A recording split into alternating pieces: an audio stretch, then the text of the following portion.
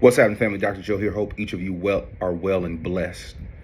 I'm going to give you the ultimate hack on how to break any bad habit that you can think of.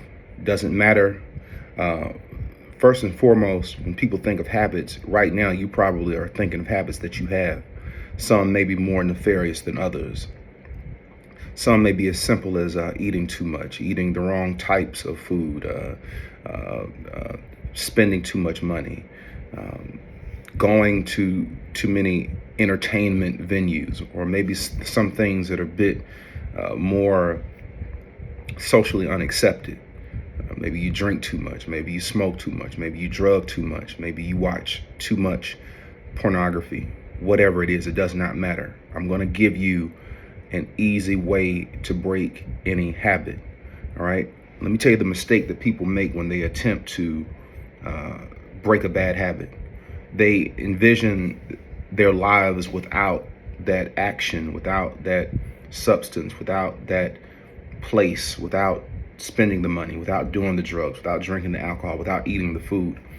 And what happens is the thought process of being without something that you are so dependent to can be overwhelming for the individual to cope. And that's the number one mistake that people make. What you want to do is you want to take whatever bad habit you have and just tell yourself, I'm going to stop doing this for 72 hours, 3 days. Now, I'm not going to quit. Don't even go there. You're hacking your mind, and I'll explain to you why. Let's say, for instance, you're a smoker. Don't say I'm going to quit smoking. Don't even worry about that. Let's say, for instance, today is Thursday. So you tell yourself, I'm not smoking another cigarette until Monday. I'm not going to smoke a cigarette for 3 days.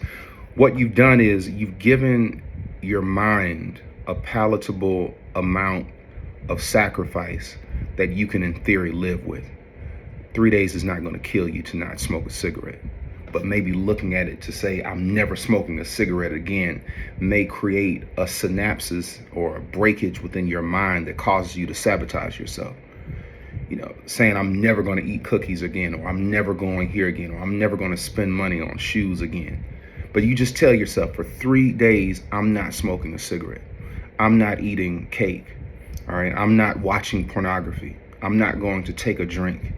Whatever it is, 3 days. Now, what you do is this.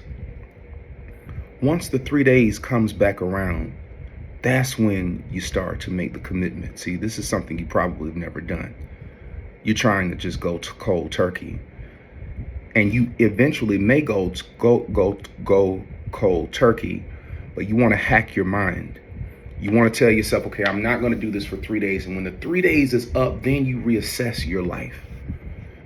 When that 3 days comes, the first thing you're going to know is, hey, I did this. I can do it. 2, it didn't kill me to be without it.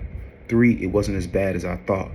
4, I'm actually feeling better that I didn't do that. What happens is you've just gained a spiritual energy. You've gotten motivation in a non-tangible place that you didn't have before. And when you reassess after those 3 days, all right, what happens is the mind says, hey, we did it for 3 days. What's a week? What's a month? What's just giving it up completely? So whatever your bad habits are, all right, try that hack. Just make a promise to yourself, I'm not going to do it for 72 hours. When that 72 hours is over, you reassess. And what's going to happen is you're going to have more motivation. You're going to have more inspiration. You're going to have more understanding. And you're going to have a better observation in terms of context to really, really take all of the negative things that you don't like in your life and get rid of them once and for all. Try this, and I'm sure it'll work for you. Peace. See you on the next one.